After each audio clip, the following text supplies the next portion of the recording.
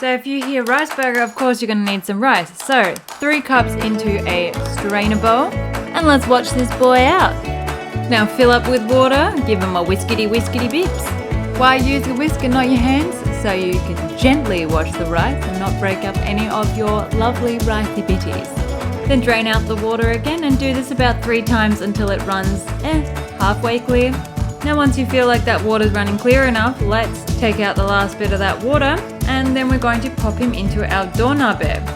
Now along with our 4 cups of rice, we're also going to put in 1 more cup of water than we did rice.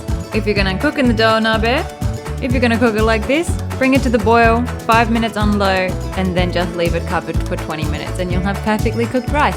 Now he's bubbling away, let's make our sauce. In a medium-sized mixing bowl, put in 100 ml of soy sauce, along with 4 tablespoons of brown sugar. Feel free to be generous with that sugar, nobody ever got fat off sugar, am I right? A tablespoon of roasted sesame seeds, a teaspoon of gochujang, or the spicy Korean red stuff, grate in your cloves of garlic, and also your ginger nabi. Please do have a firm grip on your nabi or this will happen. Now as a last little finisher-offerer, we're going to add in some Japanese chili powder and a good cracker pepper. And then once that's all done, we're going to give everybody a nice mixity mix and dump in your pork bits.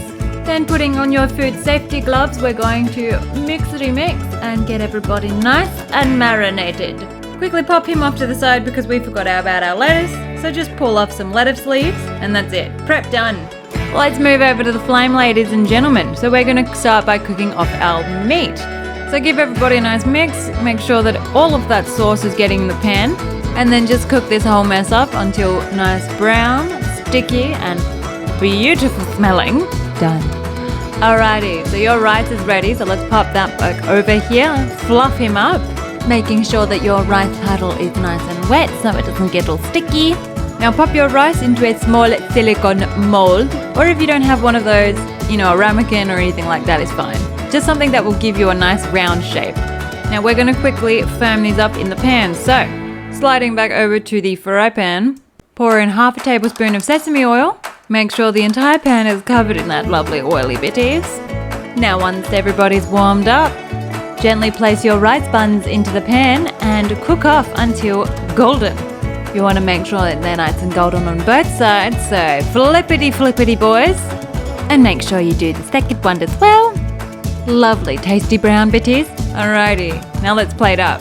So grabbing the first of your buns, place an extremely large piece of lettuce on there. Shrink it down to size using the power of editing, and then add on your meat. Pile it on because you've got loads. Pile it up, pile it up, pile it higher. Pile it up into the sky. Now once it all starts looking like a nice advertisement, pop on the top bun, and there you go. A beautiful rice burger. Our drink tonight is Highball Fragrance of the Night. This is just whiskey and soda water, but whatever the fragrance of the night is, I'm into it. Now do your absolute best to get a taste test while keeping everyone together. This is so good.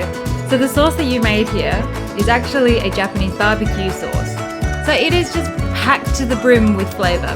It's salty, spicy, sweet, everything you want.